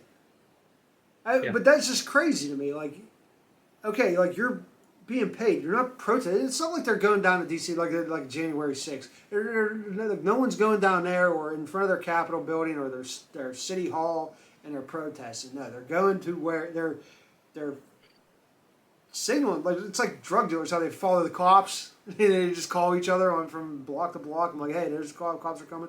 They're doing that with ICE, but these are just paid protesters that are, and then they're going there and they're breaking they're stopping them from doing their job, and they're getting in their face, and then they're wondering why bad shit's happening. But you can only push someone around before they're gonna beat the fuck out of you. Yeah. or 2 people got shot, 3 people got shot. I don't even know how many people got shot now, but like, you shouldn't be there. If you're gonna protest, go somewhere where it's gonna make a difference. It's not gonna do nothing there. They don't give a fuck. Yeah. They're gonna do their job. Yeah. Yeah. Well, that's a whole nother rabbit hole we can go down. Like ICE used to, but look, everything, if you just look at the left, right? Who controls most of the media? It's all liberal. It's all like everything. Everything that they have control over has just gone sideways and downhill, right? So NBC used to ride, like there was a video that they released, I think it was like 10 years ago, 15 years ago. I think it was with Obama. But ICE would, and NBC or ABC or one of them, MSNBC, I don't know. But one of them did a video where they were doing a ride along with ICE. They woke up early in the morning. They talked about what the guys were doing. They were praising them as heroes. They were this, this, this. Nothing has changed outside of who's in control right now. And when it comes to um, one of the reasons that this isn't flying anymore, touching on that point on, Obama did it, Hillary talked about it, like it was a very normal thing about we can't let people that are illegal in this country get benefits, get this, get this. What I've heard is that if we had free and fair elections, because of the things that the Democrats have done, because they are not doing anything to help their own party, like the actual people of America. They're doing things that go against what people actually want. Well, when you keep making bad decision after bad decision after bad decision, your own voter base starts voting for the other party or not voting at all. And like I've heard that if there was no cheating, that they'd be at like 30%. They'd never win another election again. If it was free and fair with real people, no illegals, and each state had like real districts that were actually qualified. Because there's a bunch of districts or a bunch of states in the country where 40% of the state is, Republican, and there's not a single Republican congressman that's being represented by the state. It's how they draw the lines in the redistricting and all that shit. So if there wasn't all this gerrymandering and all this cheating and all this bringing in of illegal people that we're going to get free stuff to, and the deal is we're going to give you all this free shit, right? Like the Somalis, we're going to give you all this free shit and you're going to vote for us.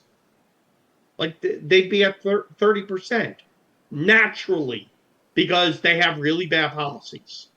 Yeah, dude. It's all about control and power. People are starting to like realize that like it's a revolving door. Like all they do is they go from they'll try to catch the hearts of the women and the black voters, and then now it's the legal immigrants, and then or immigrants or something. You know what I mean? And every single one of them groups, they get tired of it, of being used. Basically, that's all they're doing is using them, and then they don't do shit for them. They mad their communities become worse because there's nothing ever goes into it, and then like then it just crumble. Like, I don't understand why. Yeah, it has to be. I think you're right. I think it is probably around 30% because everybody's tired of this shit. They don't want to be lied to all the damn time. Nothing ever happens. I'm not saying a lot of things happen when a Republican says something because I live in a Democrat freaking city and town. Yeah. But I mean, like holy shit, dude! It's just crazy. I don't like how many times are you gonna lie to people and just make them feel like. You have to feel used. I mean, right. Yeah. Let me ask you this. How many times lately, over the past couple of years, have Democrats chosen to be on the right side of an 80-20 issue? How long? How many? How many times have Democrats been on the right side of an 80-20 issue? 80-20 issue being 80% of the people want this, 20% of the people don't want this. So like 80% of the people want men banned from playing in women's sports. That's what I'm saying, yeah. That, right? Nobody wants that shit, but they keep going for it like it's like a thing. Like, no, they're not. That's right. So they just keep going down to 20%. There's no way that if all of your policies are focused on 20% issues, how the fuck are you ever going to win if you're not cheating? You just got bad ideas that nobody wants to be a part of. Yeah, they create these things, and then they run with it. You know what I mean? Yeah. Like it's like like that's all they do. They put the shit in our face and make us fight about it and argue about it. Then they make it look like everybody against it is the problem. It's like over and over again. They do it. It's just a different topic every year. When one dies down, they open up a new one. Right now, it's freaking Somalia. Yeah, you know what I mean? It's crazy, dude. Next crazy. week, it could be freaking transgender bathrooms again. I don't know. You know, who knows? That's right. We just don't know. We don't know what kind of heartstring that they're going to try to pull from their crazy philosophies. No, it's whatever distracts them from whatever problem it is. The Somali thing's going on because that kid busted up, busted their operation. But nobody was protesting for ICE in Minnesota until all the fraud was uncovered. Did they send ICE after that or before? Or were they already there? Before, but all the protests started after.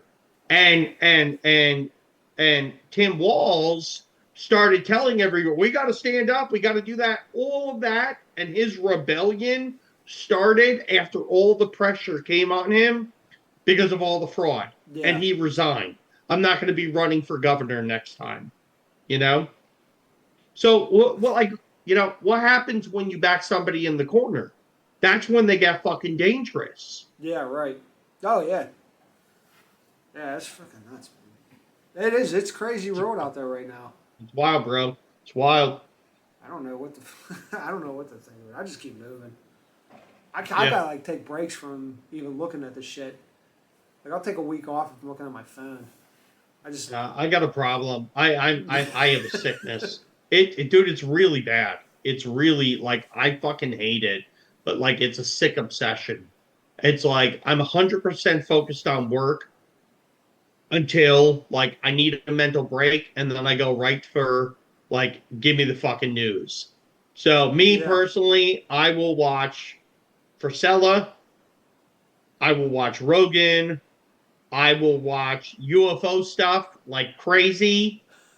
Love aliens, love UFOs, and then it's news. I barely watch any TV shows. It's just it's personal development stuff, UFOs, and then the news. And the news is the sickness. Oh, the news is it's because it's just so crazy. Like this is we're living in a fucking book. You know what I mean? Like some kind of crazy, like I don't know. And so it's like it's just shit real. It's just like it's just really how things are going right now. You got a fucking Yes. pedophile. Like I mean, like imagine like when we were kids. Like this wasn't on our radar. The '90s and shit. You know what I mean? Like there was no. I mean there was shit happening, but it wasn't nothing like what's going on now. No, dude. No, and it's accelerating. Mm-hmm. Yeah. It's accelerating. You could feel it. Yeah, you definitely can. You know, and like a lot of this crazy shit started with the fucking vaccine shit. You know, Yeah. people were like being pressured from social media to go get a shot. Yeah. Meanwhile, they Yeah. didn't really want it. They didn't agree with it. So But I mean, yeah. like it's like Well, okay. I completely agree. you know, like what the fuck? Say what you're going to say. All you have to say is no, and then just stick with it. You don't have to really listen to anybody. You know, or like me, like if you want to get it, go get it. But I'm not responsible for your what happens to Yeah. you. Yeah. But like, yeah. We didn't get the jab. We were like, fuck that. You know, I don't care how much fucking pressure they put on me. Nothing. It was not fucking. But I will tell you, like, I was always into the news and I was always into like, you know, but I really wasn't a conspiracy theory guy, even though all the conspiracy theories happen to be right. I just didn't go down that road. Um, COVID was my Matrix moment. COVID is when I'm like, okay, this mass psychosis, hysteria is real. I used to think that the government would actually protect us, that the government was on our side, and I just thought that they were incompetent from being so big, yeah, right? Lots of waste and spending, like, you know, $1,000 toilets, all that, you know, like bullshit, right? All stuff going into secret projects and funneling money, you know, blah, blah, blah. But I didn't think that they were malicious, right? I just didn't want to go there in my brain. And COVID was my wake up call. Like, yeah, they're fucking malicious. oh yeah, COVID was a big like I'm the same way, man. I mean, I try to look at things from different like the right angles. You know what I mean? What I thought was good and bad and all that and everything, and that's what I went for. Like and but like yeah, like during COVID, I'm just like fuck this, and then it started like with like try like getting a freaking one of them loans or whatever when they were giving PPP loans. they did get out the fucking money, but then there was small businesses like myself who was forced to get a fucking loan just to survive because we weren't working, Yeah, and I'm like, well, how am I going to keep the lights on? I'm my only fucking income, and then yeah, I call my accountant. Hey, I don't got time for you because they're dealing with all these other companies that were getting the fucking money. And I call the bank. I don't got time to talk to you right now. You know what I mean? This and it's like, can someone fucking help me? And then there was no one. yeah, And then I get a fucking yeah, loan, and then it's basically another mortgage. You know what I mean? Like you can pay it back yeah, whenever fast you want. But I mean, like at the same time, like at that time, like you just kind of make the payments and you forget about it. It's like a small amount of payment. yeah, But I mean, like, and then, but there's fucking billion-dollar companies, million-dollar companies that are fucking getting free money, yeah. like millions of dollars of free money. Where, Pelosi got free money, yeah, that $2 bitch got million free money. Like, what the for fuck? for her husband for the hotel that they own. They own some fucking hotel. And the entire time that that hotel was in business, like they never made a profit, except for the 2 years during COVID when they got PPP. Yeah. Well, that's a good example. Yeah. But I mean, like, dude, like, Jesus, like, so.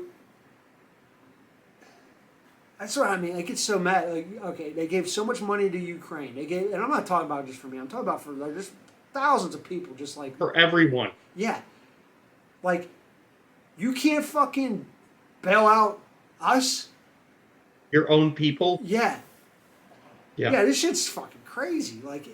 Yeah. and it's, uh, and it's not like Yeah. I mean, like, this is crazy. Like, people like were put in a bind then. You know what I mean? So people Yeah. lost their fucking businesses, their fucking livelihood. They had to go backwards. I mean, like, that's degrading. That Yeah. sucks. Yeah. And Yeah. fucking. Well, I used to think the government was America. Mm-hmm. Like it was all tied together, right? It's not.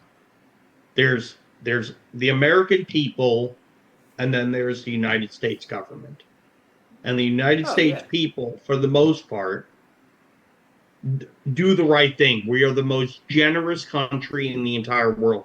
Anytime natural disasters happen, America is the one that's stepping up and donating. Anytime shit is happening around the world, America is the one that's the people. That's not the government. The government fucked us over and over and over Well, and yeah, over. because now you see how fucked our country is. We should have fucking. I mean, what was it, Katrina? Them people got fucked big time down there. We should have realized it then. I don't really. I remember Katrina, but I don't remember like the whole government side of it. And I know there was a lot of fucking Yeah, going on. same. There. But Yeah. like, I mean, yeah. When you think of America, that's how you're supposed to think. Like when shit goes down, we're there to fix it. But the problem is like what everyone else is saying is like, we gotta fix our own shit. We're struggling on our own. Yeah. Like. Right. Take That's care of what's- this country now. Stop fucking trying to help the rest of the fucking world. It's like being on an airplane. Put your own fucking mask on first before you help anybody else. Yeah. Like I don't get it. Like I just don't understand. Like it shouldn't be like it shouldn't be this hard to fucking do shit here. You know what I mean? Like for and like Yeah. like gas here in Pennsylvania. I know this isn't like but like gas is still $3.50 here. Like I know it's cheaper Yeah, everywhere else. No, in Arizona we're like $3.75. Okay, yeah. So you're right with us. Yeah. Like you hear people say. Now again, it's that is premium, but still, like there's other places around the country where it's $1.99, and in California it's like $6. Yeah, a lot of that state with gas, like I get that, but like why? Like why the fuck is it? Like why does Pennsylvania got to be? Like, I it's all heard staying that in, the reason that Arizona is expensive still is because we don't have our own refineries. I don't know if you guys have your own refineries. Oh, we're drilling up here. I don't know. I don't know about that. I just know. No, we got taxes. That's what our problem is. Oh, okay. Yeah, they tax the shit out of gas, and we would never see it done. Like, because you go to West Virginia, it's cheaper. Ohio, it's cheaper. Virginia, it's cheaper. Go to PA, nope. You want to pay more for gas? Come on over. Right, it's crazy. Yeah. I mean, but that's just like one thing. Like, it just, I don't know, it just pisses me off. Like, I don't know if anyone's really looking into starting a business. You can see all the bullshit you got to go through with a business, all the dumb little stupid taxes you don't even realize exist until you go out on your own. You know, all the process, all the paperwork you got to. You got to pay a man to fill out a paper to pay someone else. You know what I mean? Like. Yep. And then the more money you make, the more you got to pay that man. Yep. To pay these people. Yep. And heaven forbid you don't fucking check the right box. Yeah. I mean, it's unreal. It's just too much. It's overregulated. Everything's overregulated. Everything sucks. As far as that goes. That's why a lot of shit that isn't made here, you know? Like. Yeah, well, that's why I was so like I'm making my shit in America, and I'm going to support American jobs. Yeah. You know, we need to bring more shit back to the country. Oh You yeah. know, and Andy, you know, Andy was a huge inspiration talking about that. Not only did he talk about the culture change of people wanting to buy American-made products and how important it's going to be, and that you're going to see that turn. People are going to want to support made in America products, buy from Americans. But at the same time, just internally, if you love this country, not the government, the country, you know, you want to make your shit here. You want to do everything that you can here because it supports your people. Yeah, I mean, there's some things you just can't get here. You need to get imported or whatever. Like that's not like the issue. It's like building it, making it, bringing it here, building it, putting it together, and then you can sell it here and then go out, and then like we could make our own money here, distribute our own money in the country, and then Yep. then we can start selling it to other countries and stuff like, and then we take their money and now it's here, like Yeah. if that makes any sense to anybody, but Yeah. yeah, well, that's my whole life and my goal right now is to bring American made shit around. I know, man. And It's a beautiful goal. but dude, it's fucking. I mean, when I was in Arte and like I got to start to talk to so many people, and you start realizing how hard it is. It's like the like tumblers, like the freaking coffee tumblers. You Yeah. can't buy them. The stainless steel tumblers. You can't buy them. You can't find American made one here unless someone recently figured it out. I remember I wanted to buy American made tumblers for so bad for so long. I don't even know why. But I just had like my mindset on it. And I was just searching. You could not find anything. And I was talking to a couple people in Arte, and they were like, "Oh, you can make it." I'm like, "Oh, can I?" Like, I can't. But I was just trying to find it. I don't know why I was so obsessed with it, but for some reason, I bet it has something to do with the stainless steel or the vacuum process. It's just so overregulated here. Maybe it's a heat process. I don't know. Probably some kind of pollution thing, where it's too expensive to do here. So all The them thing is, companies over in I China. think the biggest thing is the cost. Yeah, if they make it so expensive, like you could do it here, but it's going to cost you. And nobody's gonna buy it. Yeah, Right. yeah, exactly. Right. That's it. Right. I don't know, Elliot, but I think we got to wrap this up. Yep. But like, hey, to kind of piggyback off what you said, you know, why are we doing this? So frustrated, blah blah blah. Like, it would be so much worse if you're not working toward your goal. Period. End of story. Oh yeah, dude. Yeah. That's why we do it. Through all the frustrations, through all the fucking kicks in the teeth, through all everything. Like working toward your dream is still the thing that I mean, it keeps me going. As frustrating as it is, that's where my excitement comes from. That's where my passion comes from. Outside of my family, you know, it's like I got to prove to myself I can fucking do this, and so I really give a shit what's going on in the world. I'm still pushing forward. Yeah. Yeah, dude. Just yeah. That's all it is. Got to keep going. There's days that suck, and then there's days that are great. Some days it feels like, why am I even doing this? But Right. then the next But day, you wake up and it's like you might get a little bit inspired by some, and then everything's back to normal, back to good, like all good. Someone buys some, you know what I mean? Like you make a sale, yeah, you make that first sale, and it feels pretty good.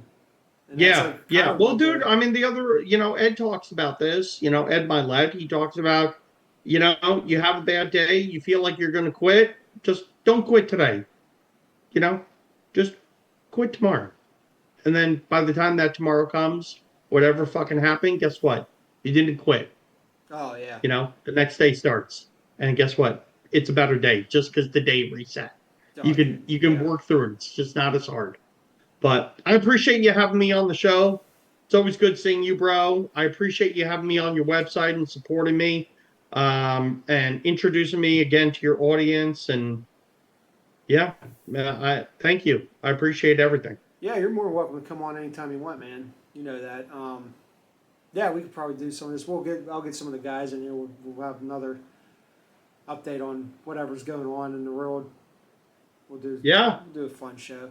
Um, Yeah. Let's talk about Hillary Clinton murdering people. ripping the faces off of children. That is insane. Yeah.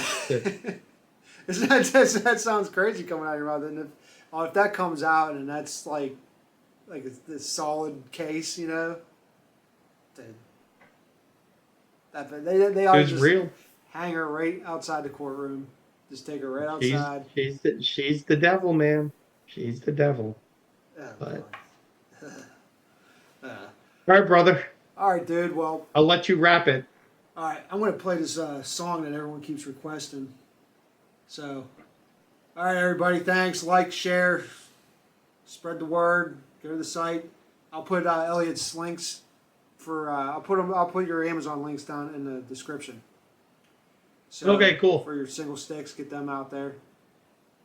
Is that you all right with that? Yep. Leave a review. Yeah, If you leave love a the review. product, leave a review. And you're gonna love the product. Yeah, leave the man a review.